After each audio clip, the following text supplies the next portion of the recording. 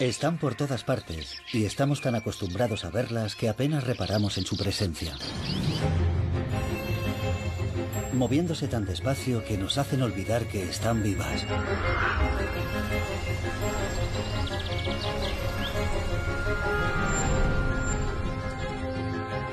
Para nosotros no representan mucho más que un decorado, un bonito papel pintado en nuestras vidas.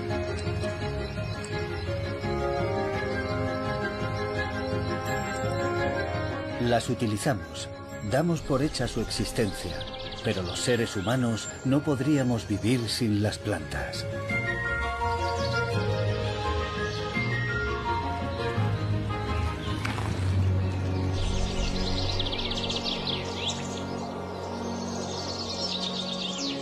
El poder de las plantas.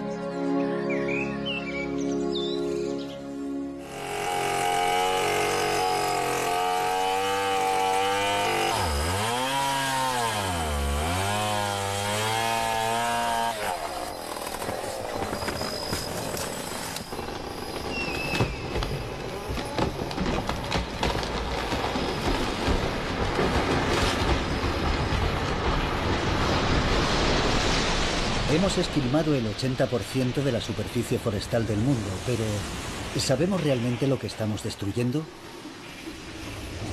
Para comprender la importancia de las plantas, debemos retroceder en la historia del planeta Tierra.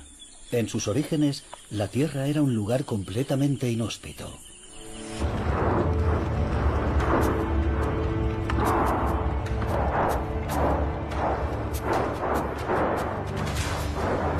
Hace miles de millones de años, la superficie candente de la Tierra comenzó a solidificarse y a medida que se iba enfriando, las nubes de gases se condensaban formando agua.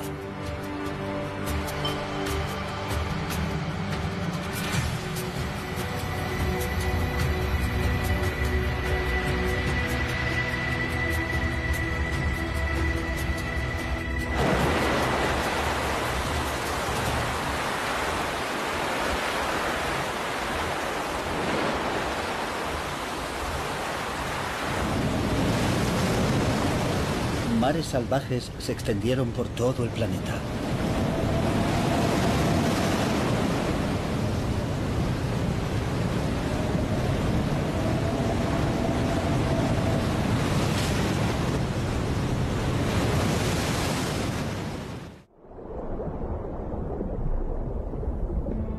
Hace varios miles de millones de años, unos organismos unicelulares que vivían en el mar empezaron a realizar la fotosíntesis, captar energía de la luz solar para producir nutrientes, generando en el proceso un producto de desecho llamado oxígeno.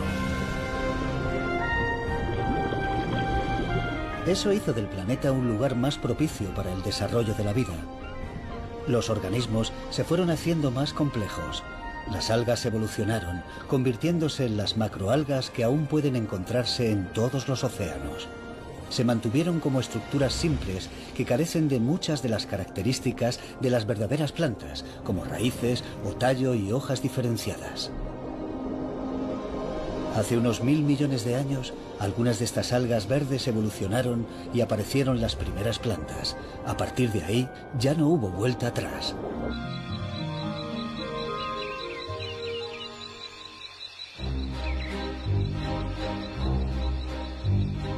La familia vegetal prosperó dando paso a una increíble diversidad.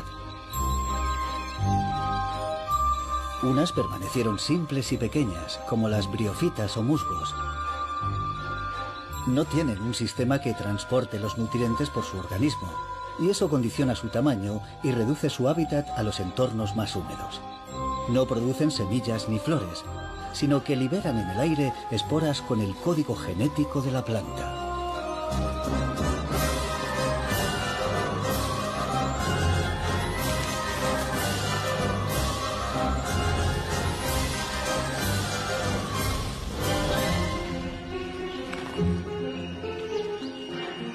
Después, una rama nueva de la familia de las plantas desarrolló conductos para transportar el agua y los nutrientes por el organismo.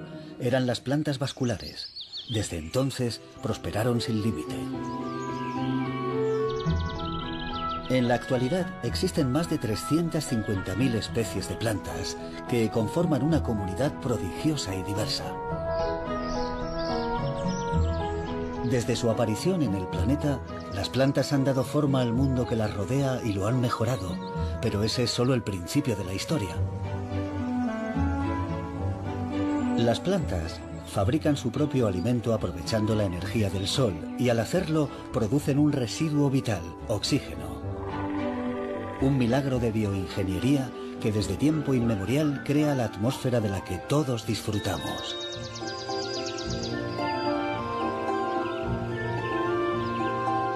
Absorben el dióxido de carbono a través de las hojas y el agua por las raíces. Los ingredientes esenciales que deben sintetizar para fabricar azúcares utilizando la energía solar.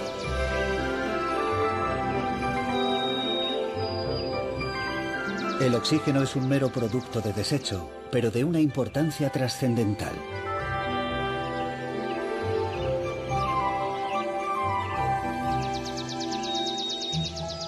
Mediante la fotosíntesis se crea la energía que sustenta todas las formas de vida y mantiene una atmósfera respirable.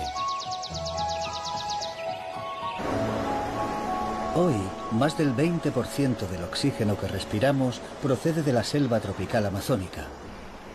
Con una superficie de 5,5 millones de kilómetros cuadrados, es la extensión de bosque tropical más grande del planeta. Sus inmensos árboles no solo producen oxígeno, sino que además estabilizan el clima mundial absorbiendo y almacenando más de 1.000 millones de toneladas de carbono.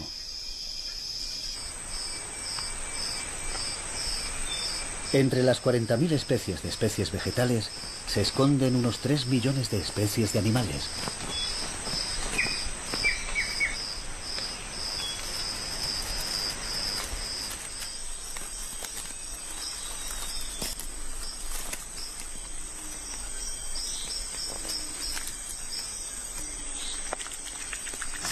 La mayoría de los animales no pueden fabricar sus propios nutrientes, de manera que necesitan comer vegetales para sobrevivir o cazar otros animales que a su vez coman vegetales.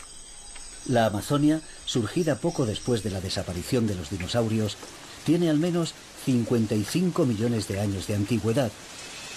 Las selvas solo se forman en los trópicos, donde las cálidas temperaturas e intensas precipitaciones crean condiciones ideales para las plantas. Por algo se llaman bosques lluviosos.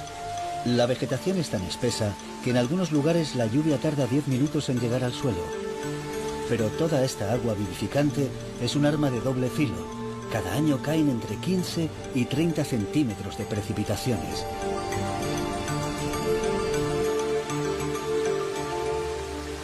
Que lavan el suelo arrastrando sus nutrientes.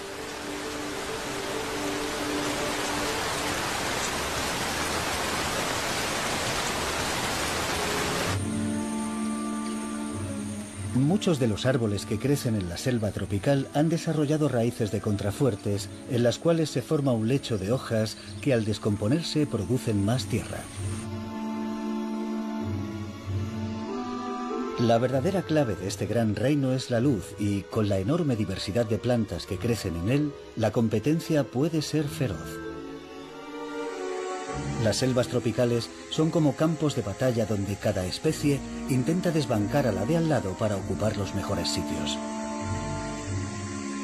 Muchos combatientes están armados de gigantescas hojas. Son captadoras de sol y absorben toda la luz que pueden para producir nutrientes. La densa bóveda forestal impide el paso de la luz hasta las plantas más pequeñas.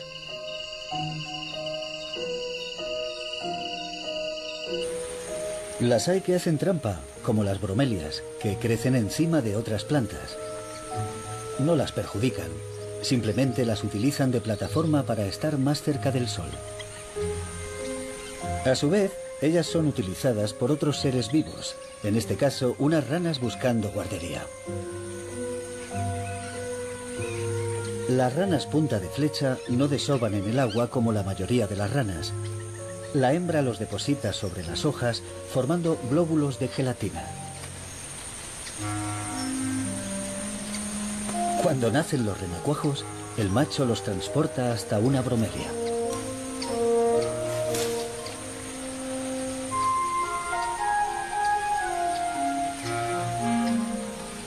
No es poca cosa para un animal del tamaño de un dedo meñique.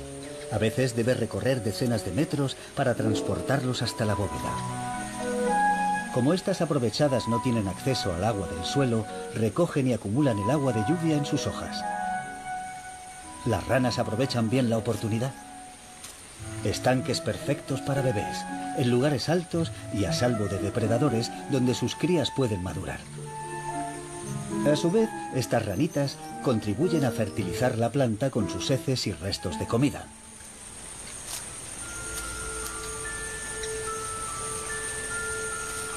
La mayoría de las plantas, además de valerse por sí mismas y fabricar sus propios nutrientes, son la base de la alimentación de casi todos los demás seres vivos en la cadena alimentaria. Desde los insectos, como las hormigas podadoras, hasta los grandes mamíferos, entre ellos el cómico tapir de hocico largo, la evolución de los animales siempre ha dependido del éxito de las plantas.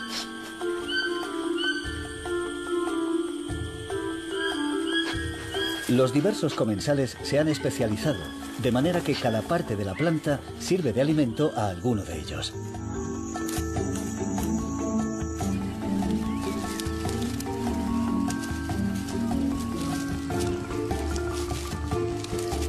Pero una dieta basada en hojas no es tan cómoda como parece.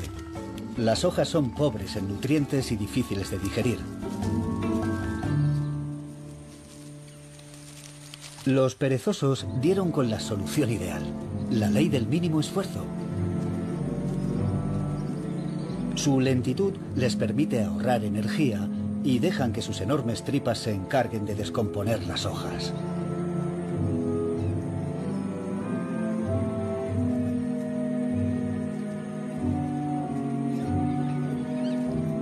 A la mayoría de las plantas no les hace ninguna gracia el saqueo de sus colectores de luz solar por los animales, y muchas se defienden.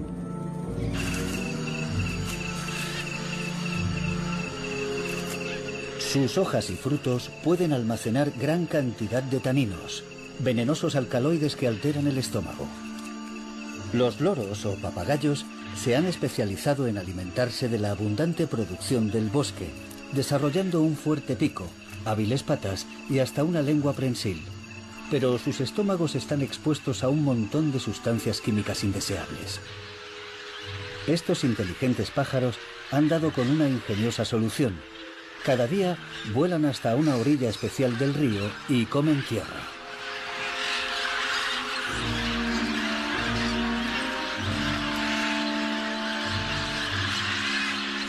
La arcilla que consumen absorbe los alcaloides de las plantas, evitando sus nocivos efectos. Además, la tierra puede contener sodio, del que carecen las plantas de la selva tropical. Con sus estómagos en orden, ya pueden ir al bosque para servirse otra ración.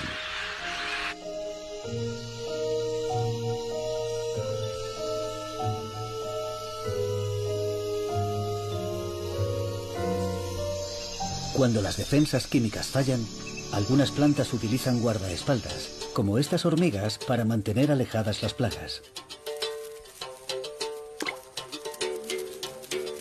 La planta segrega una sustancia azucarada para premiar a la cuadrilla de hormigas, que a cambio atacan a cualquiera que represente una amenaza para el árbol. Un gran escarabajo avanza con sigilo con la intención de comer hojas.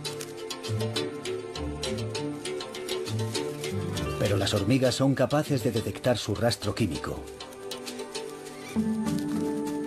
Este furtivo no quedará sin castigo.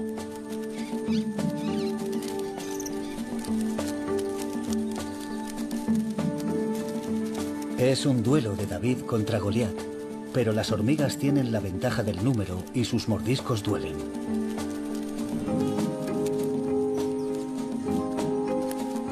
Dirigen sus ataques al talón de Aquiles del gigante, las articulaciones, los únicos resquicios en su armadura.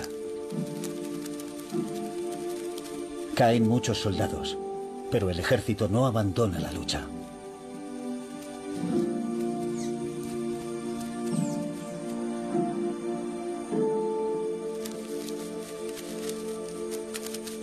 Incapaz de soportar tantos mordiscos, el escarabajo sucumbe finalmente al ataque.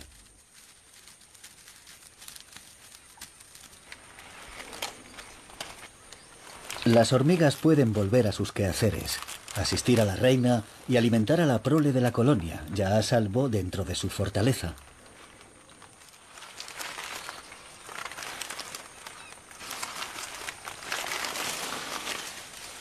En el pasado, el planeta estaba más caliente y el bosque tropical cubría extensiones inmensas. Con el tiempo, el clima fue cambiando y las plantas se posicionaron en primera línea, adaptándose a todas las condiciones medioambientales extremas.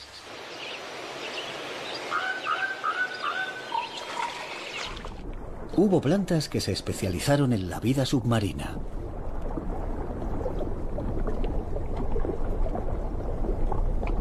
No solo ofrecen un rico hábitat a los animales, sino que además oxigenan el agua. Los peces absorben el gas por las agallas y los anfibios a través de su piel porosa, todo por cortesía de las plantas. Y además sirven de escondite para tender emboscadas a las presas o poner los huevos.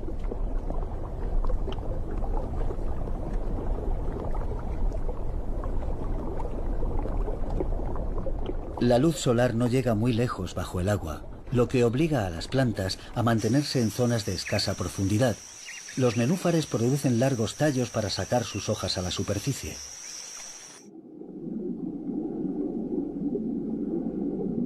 Poseen unas estructuras bulbosas llamadas rizomas, donde se almacenan nutrientes, a partir de los cuales pueden crecer otras plantas. Como el agua sustenta sus hojas, no tienen necesidad de reforzar el tallo, y así pueden concentrar sus energías en formar hojas más grandes. Los nenúfares ayudan a otras formas de vida acuática, ofreciéndoles su refrescante sombra para protegerse del ardiente sol. En algunas especies, las hojas pueden ser gigantescas, semejantes a antenas parabólicas, para atrapar la mayor cantidad posible de luz solar para la planta. Las hojas del nenúfar Victoria regia pueden alcanzar los 3 metros de diámetro y son tan fuertes que resisten el peso de un niño.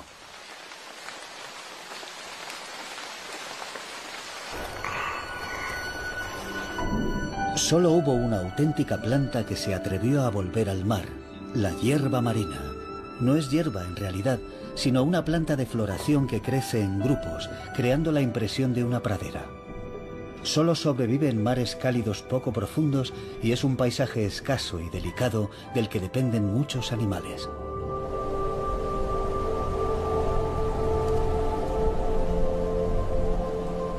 De un extremo al otro, hay plantas que incluso logran sobrevivir en el desierto, aunque su expansión aquí sea muy limitada.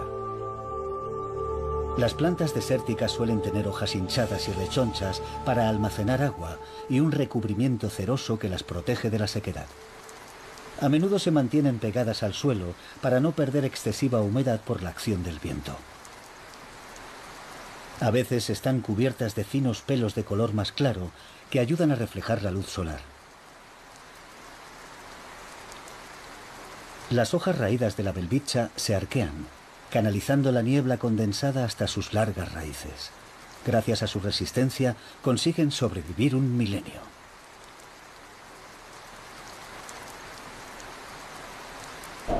Los pocos árboles que crecen aquí necesitan desarrollar raíces muy largas para llegar a las fuentes subterráneas de agua. Sus copas ofrecen su sombra salvadora a las criaturas del desierto.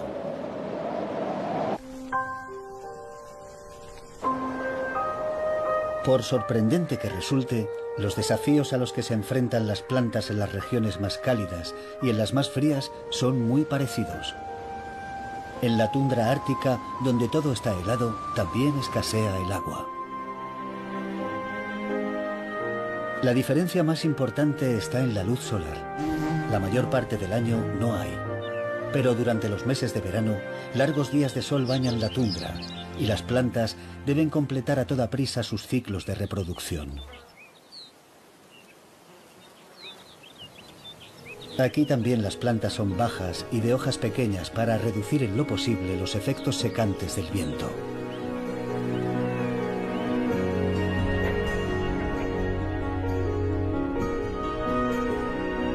Sobrevivir aquí puede llegar a ser tan difícil que hasta los mamíferos carnívoros se comen la vegetación. Cuando todos los demás alimentos escasean, las suculentas hojas y las bayas son un balón de oxígeno para los zorros polares.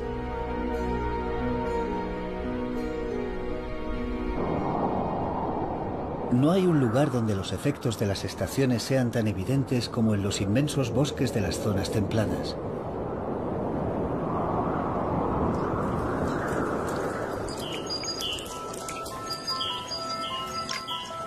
A medida que aumentan las horas de luz solar y suben las temperaturas, el invierno va levantando la mano y el paisaje se transforma como por arte de magia. Hay 4 estaciones diferenciadas y las plantas cumplen una misión diferente en cada una. La primavera no durará eternamente, así que empieza la competición por reproducirse.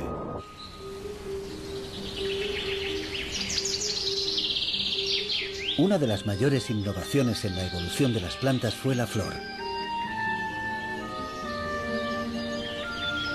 Apareció en la época de los dinosaurios, tal vez como medio de reproducirse más rápidamente, presionadas como estaban por la voracidad de los enormes reptiles. O todo lo contrario, quizás las plantas evolucionaron para aprovecharse de los animales y luego condicionaron su evolución.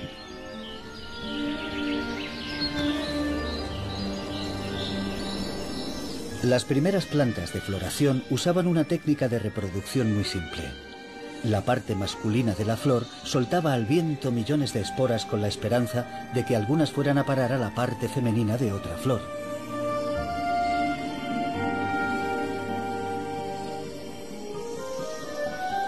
El sistema funcionaba, pero era un derroche excesivo. Gran cantidad de esporas se desperdiciaban.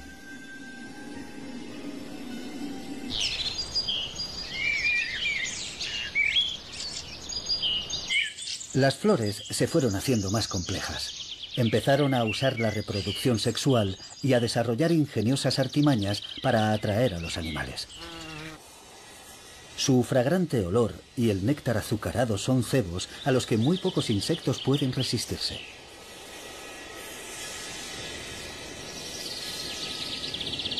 Las plantas han organizado un sistema que les facilita mucho la reproducción. Los animales hacen el trabajo duro.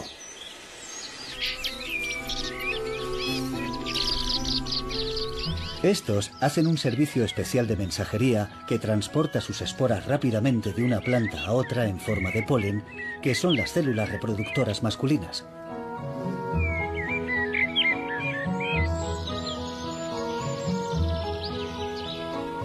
Admiramos la belleza de las flores, aunque solo vemos una parte de su esplendor.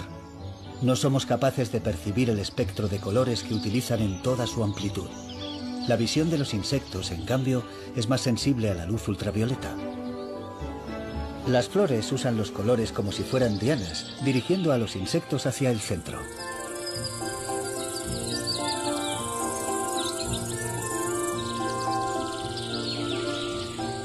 Para motivar a sus repartidores, las plantas les ofrecen néctar, una delicia azucarada.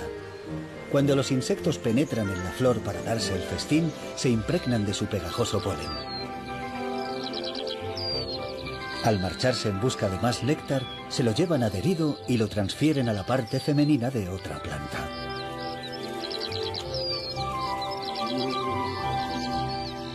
El 80% de las flores silvestres son polinizadas por insectos, y al menos un tercio de lo que comemos depende también de este proceso. Normalmente es un sistema infalible, pero algunos insectos hacen trampa.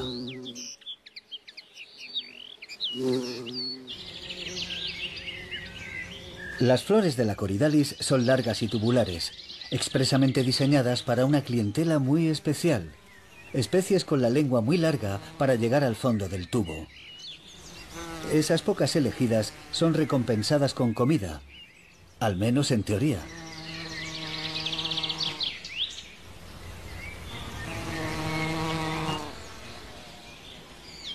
Pero algunas abejas de lengua corta han aprendido a sortear el proceso de selección y llegar a las partes reproductoras de la planta. Se abren paso masticando hasta la base de la flor para extraer el néctar.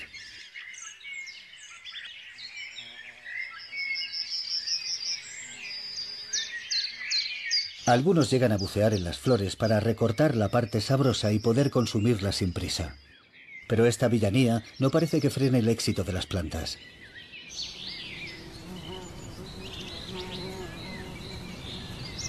Una vez que la flor ha sido fecundada, se marchita. Misión cumplida. Para muchas plantas, el paso siguiente es producir frutos. Dulces, jugosos, apetitosos frutos. Pero es otra trampa.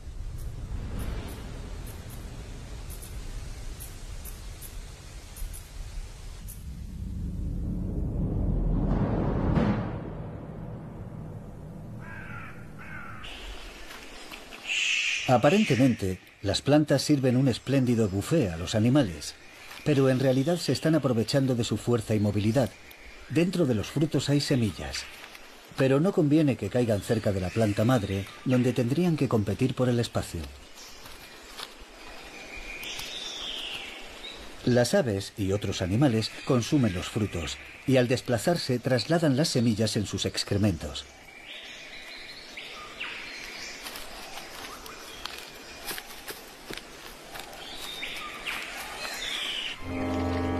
Semillas muy grandes requieren grandes dispersores de semillas.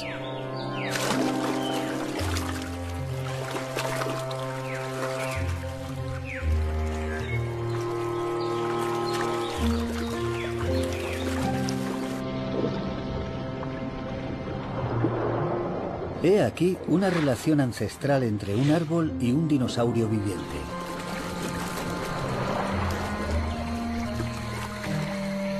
El brillante color de sus frutos atrae a una gran ave no voladora, el casuario. En su tránsito por los intestinos del casuario, las semillas se desprenden de parte de su envoltura, lo que contribuye a su germinación, y una vez terminado el recorrido, salen en forma de excrementos, ideales para que prospere la nueva planta.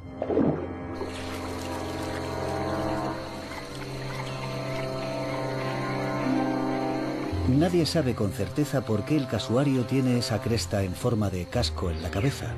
Según una teoría, le sirve como caja de resonancia, como un amplificador que le ayudaría a detectar el ruido sordo de los frutos al caer en el suelo del bosque.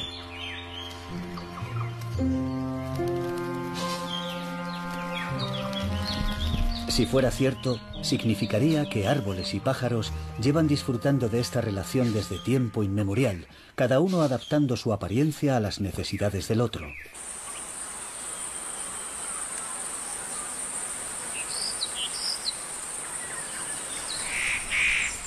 A veces, el arma de seducción es la propia semilla.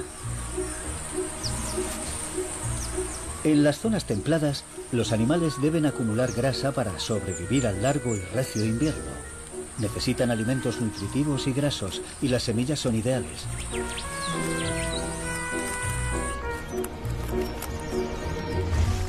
Para los roedores, el ruido que hacen al caer es como un toque de campana para el almuerzo.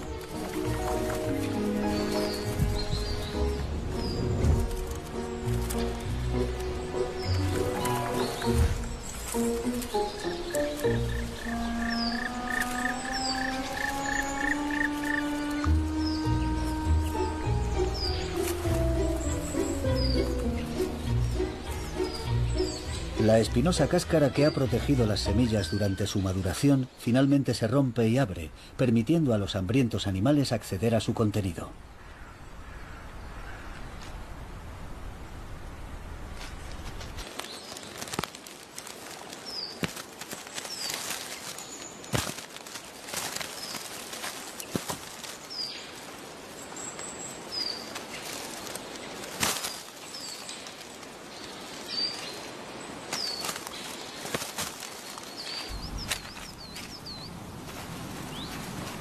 Ratones y ardillas recogen el alimento fácil y lo almacenan en sus madrigueras o lo guardan a buen recaudo. Los roedores recurrirán a estos almacenes de comida en tiempos de escasez, pero su actividad nunca cesa, por lo que almacenan mucho más de lo que necesitan y es inevitable que algunas semillas queden olvidadas. Convenientemente sembradas, están listas para germinar.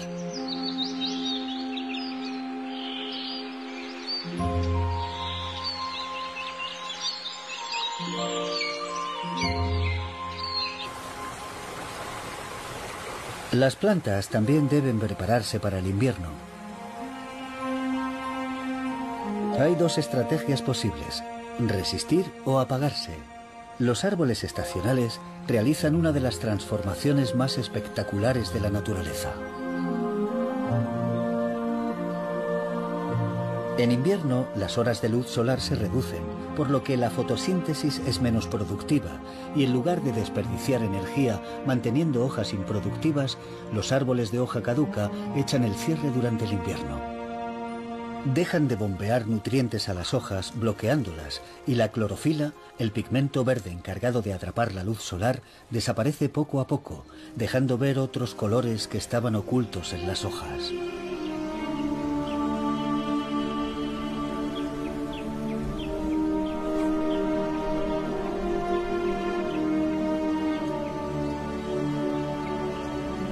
La mayoría de las hojas contienen carotenoides, pigmentos que dan a la zanahoria su color naranja.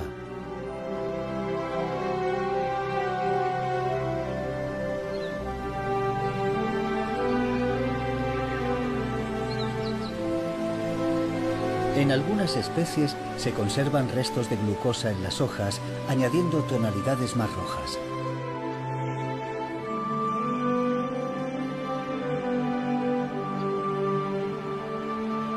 Es un efímero esplendor. Las hojas improductivas caen, creando el característico paisaje otoñal.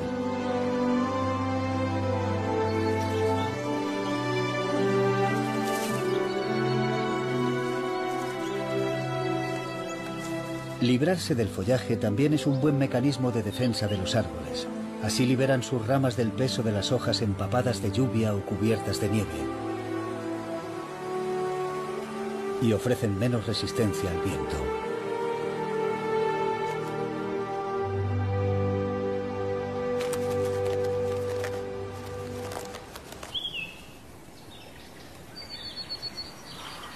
Además, es una buena ocasión para desprenderse de la carga de parásitos y demás plagas, evitando su acumulación año tras año.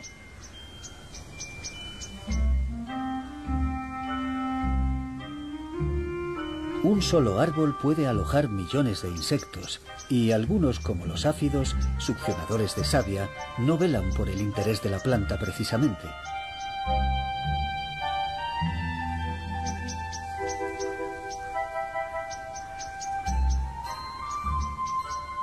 Pero tienen los días contados.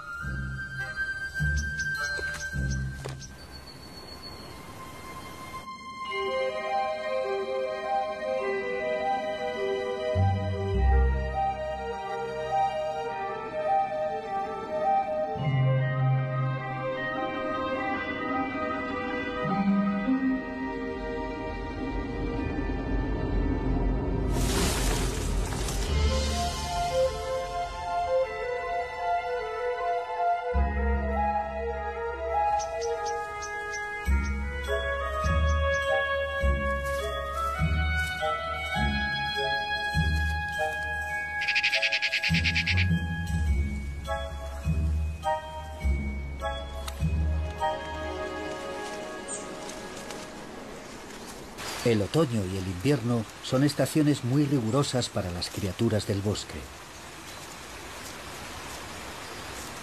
Los árboles de hoja caduca, sin embargo, en lugar de hacer grandes esfuerzos para alimentarse, han creado su despensa propia. Buena parte de los nutrientes de las hojas son reabsorbidos por el árbol antes de que éstas caigan, pero además la materia caída se descompone en el suelo que hay justo debajo, enriqueciendo el terreno donde crece el árbol. Fertilizan su propio suelo y el bosque que los rodea. Despojadas de hojas, las ramas desnudas aguantan bien el frío. Otros árboles miran al invierno de frente.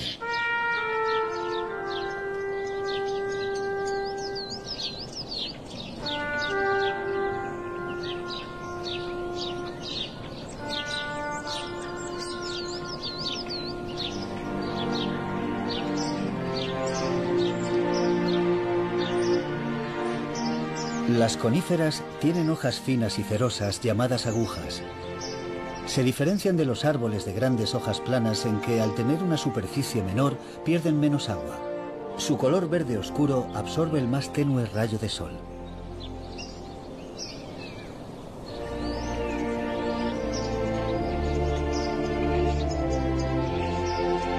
Su forma de clásico árbol de Navidad y sus ramas inclinadas hacia abajo ayudan a estos árboles a desprenderse de la nieve, evitando que se acumule y sucumbir al peso.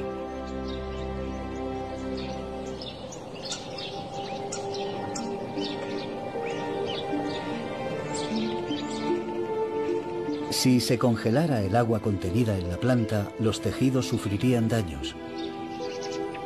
Pero los pinos inyectan en su savia azúcar, que actúa como anticongelante, bajando el punto de congelación. Envueltos en un manto de nieve, se limitan a esperar.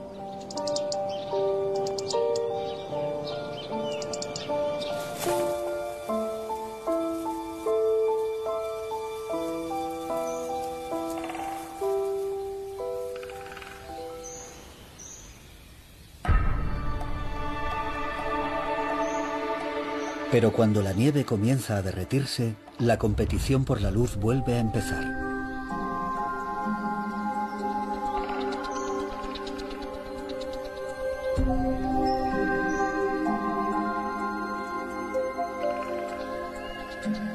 Las hojas caídas en otoño sirven de abono a los nuevos brotes.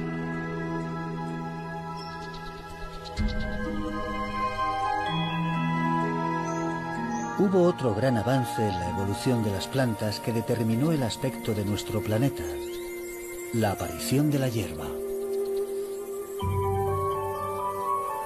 Mientras los dinosaurios recorrían el planeta, las plantas ya empezaban a sintetizar más eficazmente el dióxido de carbono y a fabricar azúcares con menos agua. Era el comienzo de algo grande. A medida que fue secándose el entorno, los bosques fueron dando paso a las grandes llanuras. En la actualidad, el 20% de la superficie con vegetación del mundo son praderas. Es posible que este dinámico entorno fuera el causante de nuestra evolución, ya que el ser humano tenía que caminar erguido para poder explorar y cazar en él.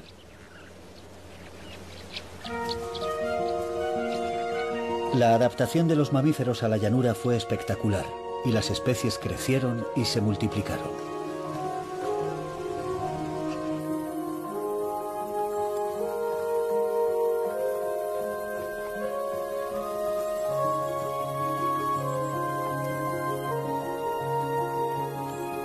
Para no agotar una zona, muchos migran largas distancias siguiendo patrones meteorológicos y aprovechando la nueva vegetación.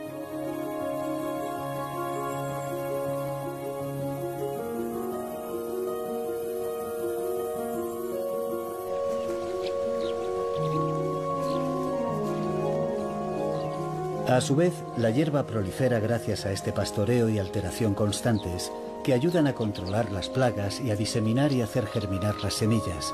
Los animales que se alimentan de hierba la transforman en fertilizante que vuelve a esparcirse en la llanura.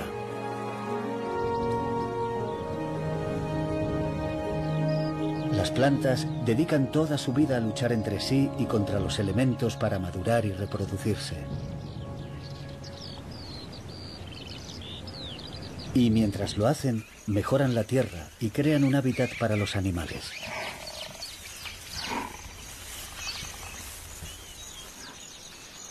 Pero aparte de brindar alojamiento y comida, las plantas ofrecen otros muchos usos al resto del mundo natural.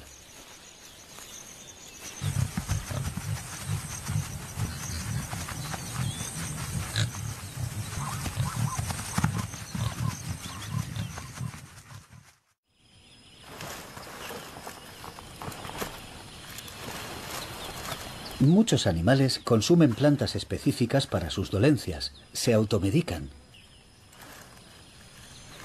El mundo de las plantas es una farmacia completa, con todos los ingredientes que los animales necesitan para mantenerse en perfecta forma. Descubren las propiedades medicinales de algunas a través de la experiencia y las de otras parecen conocerlas por instinto. Todos los animales se automedican, desde los elefantes, pasando por los chimpancés hasta las abejas.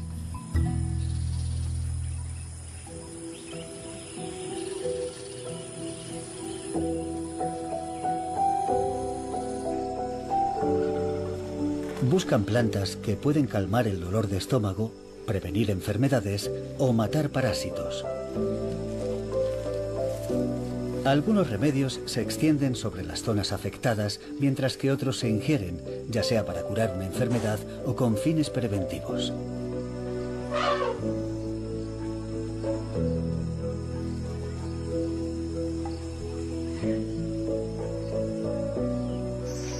Y estos conocimientos fueron adquiridos y transmitidos por nuestros antepasados.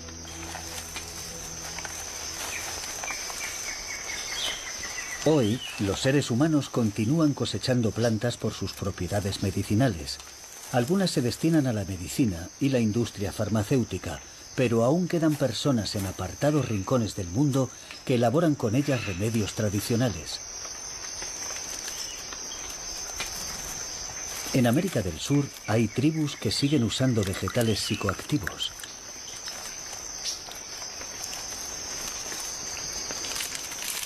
No para drogarse, sino para conectar con la naturaleza. Creen que mejoran sus capacidades para localizar presas en la espesura. El estudio del uso de las plantas por animales y antiguas sociedades nutre constantemente nuestros conocimientos médicos. Ya hay 70.000 medicamentos conocidos, en su mayoría procedentes de la selva tropical. La comunidad científica cree que probablemente solo hayamos descubierto el 1% de su potencial hasta ahora.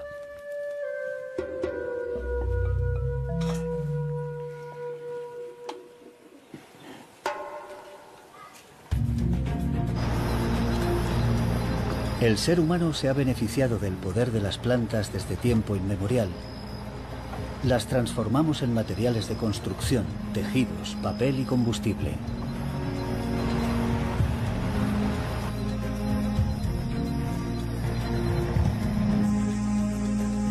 Por no hablar de las 300.000 especies conocidas de plantas comestibles, que constituyen un asombroso 90% de nuestra dieta.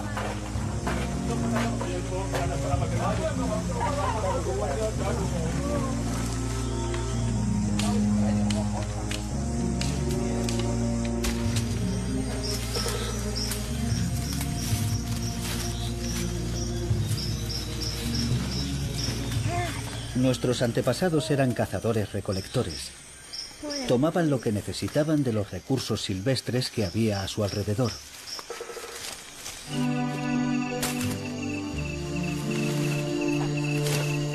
Pero el ser humano cambió para siempre su relación con las plantas.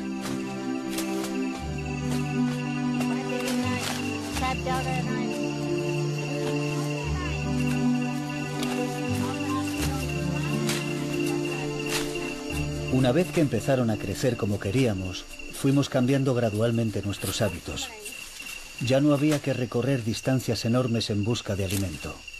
Nos hicimos sedentarios y hace unos 7.000 años empezamos a domesticar las plantas que comíamos.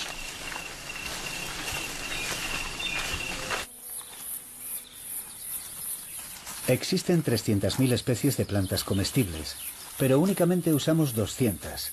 Y solo 3, el arroz, el maíz y el trigo, representan el 60% de los vegetales que comemos.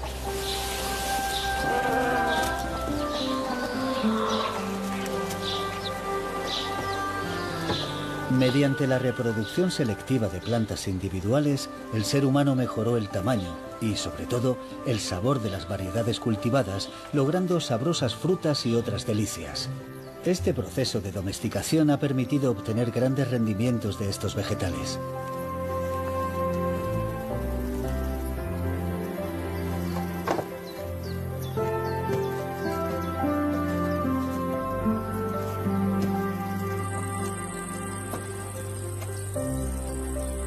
Lo que empezó como una labor agrícola en pequeña escala, creció hasta llegar a producir cultivos en escala industrial. Nuestros antepasados explotaron el potencial de la hierba y, mediante la reproducción selectiva, incrementaron su productividad para crear variedades que hoy consideramos imprescindibles, cereales como el trigo y el maíz. se desarrolló el cultivo de árboles frutales para obtener el máximo rendimiento.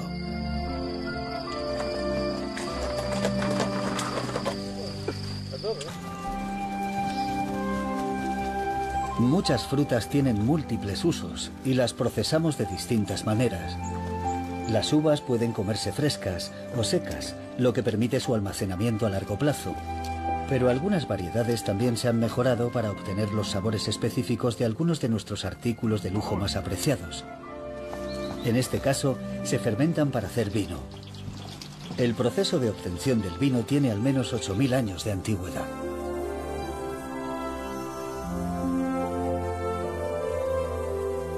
Sin duda, el poder de las flores fue una gran ayuda para el ser humano. Nos brindó alimento, refugio y hasta el aire que respiramos. Pero en nuestro afán por controlar la naturaleza y maximizar su productividad, estamos desbaratando un equilibrio natural.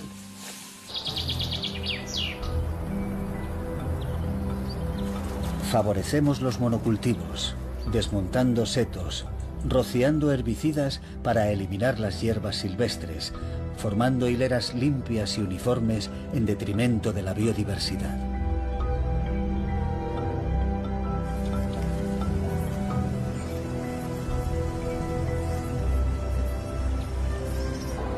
Están desapareciendo especies vegetales y animales en todo el mundo debido a nuestra intervención en sus hábitats. Y cada vez tenemos más pruebas de que nosotros también necesitamos esa diversidad para mantenernos fuertes y sanos. Las plantas llevan 500 millones de años cuidando del planeta, mejorándolo para todas las demás formas de vida. Tal vez deberíamos confiar en ellas y creer en el poder de las plantas.